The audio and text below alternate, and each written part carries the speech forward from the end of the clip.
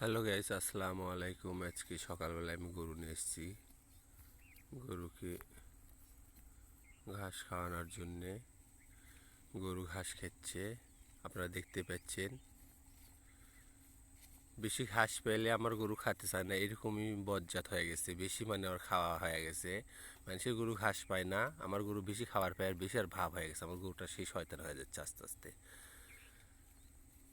আর বাছুর এদিকে ঘুরতেছে, বেড়াচ্ছে। এটা তো আরেক ছোট্ট শয়তান, দৌড়াবে বেড়াবে। আর কাজ দিয়ে ওগুলো ঘুরতেছে বেড়াতেছে, মায়ে একটু করে ঘাস খাচ্ছে আর ইয়া করতেছে। ভাই ভালো করে ঘাস খা। আর এদিক ওদিক তাকাচ্ছে আমার গরুটা।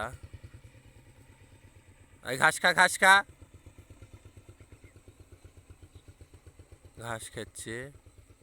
গরু ঘাস খেলে শরীর স্বাস্থ্য ভালো থাকে, ঘাস খেলে দুধও বেশি হয়, ঘাস খেলে অসুখ বিসুখ কম হয় গরুর। ঘাসে প্রচুর পরিমাণ ভিটামিন থাকে। ঘাস খেলে গরুর রোগ প্রতিরোধ ক্ষমতা কমায়।